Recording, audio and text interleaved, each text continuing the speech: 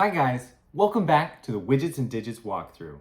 I'm your host, Mr. Widget, and I'm very excited to introduce Level 2, Worker Wars. In this game mode, we'll be introducing a new limited resource, workers. Workers are critical to the growth of your company, but you'll have to bid against your competitors for the right to hire them. And of course, pay them wages every turn. The value of such a potentially costly resource must be considered carefully if you hope to turn a profit. We'll be focusing exclusively on the Worker Wars modifications to the rules in this video. So if you haven't already, take a look at the Classic Mode walkthrough before you check this one out. One final disclaimer before we start the video. Worker Wars introduces a new limited resource, which makes it significantly more challenging to turn a profit. If you haven't already hit the score ranking of Turtlenecks and Magazine Covers in the Classic Mode version of the game, I recommend you maybe play a few more games before giving this one a try for your best experience. And with that, let's take a look at changes to the setup. To begin, set up a Widgets and Digits game like normal. We'll then introduce the Worker Wars specific components, worker cubes, and bidding tokens. It may be helpful to place the worker cubes in easy reach of the board as you'll be accessing them throughout the game. For the general setup, start by adding 2 worker cubes per player to the labor market section of the board. For example, in a 2-player game, you will add 4 worker cubes to this section. You will add the same number of worker cubes to the labor market at the beginning of each quarter as part of the labor bidding round. For the individual player setup, in addition to their dweeb pad, player mat, and seed capital, give each player a bid token and 4 worker cubes. We can keep them in the break room for now. All right. I'm going to start by giving a quick overview of the new Worker Wars rules. Then we'll walk through a turn and see how it's played. In Worker Wars, the labor requirement of a stage is now the number of workers you need to run that stage. If you don't have enough workers to meet a stage's labor requirement, that stage does not run at all. So the question becomes, how do you get more workers? At the beginning of the game, each player starts with 4 workers. At the start of each quarter, 2 workers per player will be added to what's called the labor market. Players will then have a round of what's called labor bidding, where they have a chance to set their bid price for labor and hire workers in descending order of bid price. After hiring workers, players will move on and take their individual turns like normal. Finally, in the upkeep portion of your turn, you will now pay wages instead of the normal labor cost. Wages are $1 per worker, including anyone in the break room. Okay. Let's take a turn and see how it's played, starting with hiring workers in labor bidding. Labor bidding begins by adding workers to the labor market. Add 2 workers per player to the labor market. So in a 2-player example, we'll add 4 workers. After setting up the labor market, we will begin the round of labor bidding. Labor bidding has 2 phases. In phase 1, the bidding phase, players will set public bids indicating how much they are willing to pay per worker to hire workers. In this 2-player example, player 1 has the first mover advantage elephant.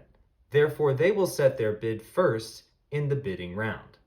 They decide to save their money and bid $0 per worker.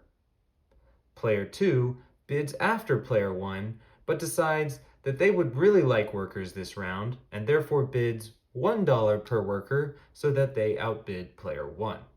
After placing their labor bids, we will proceed to phase 2 of the labor bidding round, or the hiring phase. Players will now hire workers in descending order of bid price. Players are able to hire as many workers as they want at their bid price per worker, even all of the workers available. But remember, you still have to pay workers wages during the upkeep phase of your turn. Continuing the example from before, since player 2 outbid player 1, they actually will hire workers first. They need to pay their bid price per worker. Since they bid $1, they need to pay $1 per worker to hire workers. Player 2 decides they would like to hire 3 workers. That's going to cost a total of $3, and they can collect those workers and add them to the break room. Player 1 now gets to hire workers, but there's only 1 worker available. However, they do get to hire that worker at their bid price of $0 per worker and add them to their break room. In the event that two players bid the same amount during the bidding phase, then hiring will proceed in turn order, starting with the first mover advantage elephant. If there are ever any workers left over at the end of the hiring phase, they are returned to the worker stockpile. Now the game will continue as normal, beginning individual turns starting with player 1 because they have the first mover advantage elephant. Let's take a sample individual turn with workers. The first change to look out for is that the labor cost is now the labor requirement. For example, each of the base stages has a labor requirement of 1 worker.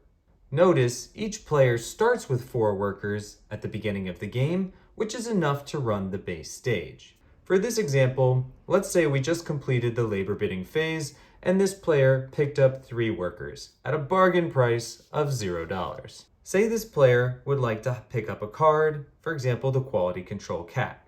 They would pay the normal fee for this card, which is $4, receiving $16 in change. In order to actually use this upgrade, the player will need to increase the number of workers they have staffed to the assembly stage.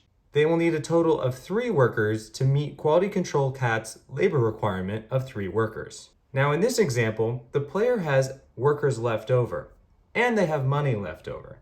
Say they wanted to pick up another card like Grease Monkey. They have the money to hire Grease Monkey since it's only $4. However, they don't have the necessary workers. If they staff their additional worker, they would still be 1 worker short, and the fabrication stage would not run at all, not even at its base level, which means picking up Grease Monkey would actually be a disadvantage for this player. However, during the investing phase of your turn, you are free to move workers around between stages. This player could, for example, shift 1 worker from the sourcing stage to the fabrication stage, so now they're able to run their engine with Grease Monkey. However, since they moved their worker away from the sourcing stage, it will not produce any resources. Therefore, in order to run this engine at full capacity, this player will need to pick up 2 raw materials from the market. After completing the production stage of their turn, players will proceed to the upkeep phase, where we see the final difference in the Worker Wars rules. Instead of paying the labor cost that you see in classic mode, players must now pay wages, which is $1 per worker. Let's take a look at the upkeep phase under the new rules. The total amount of wages this player would have to pay is $10, 1 for every worker. Notice that under classic mode rules, their labor cost would have only been 6. Maybe some of these guys in the break room should get back to work. At the end of your upkeep phase, you are able to fire workers.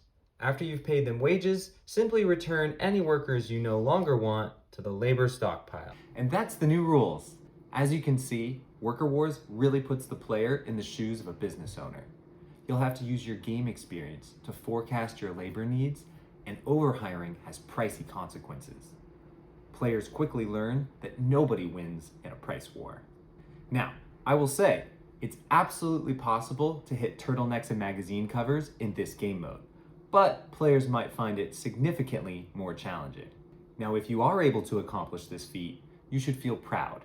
It is not possible to hit that level without true mastery of the game's strategy, and a little luck. Add your name to the wall of widget winners, you earned it. Good luck and enjoy Worker Wars.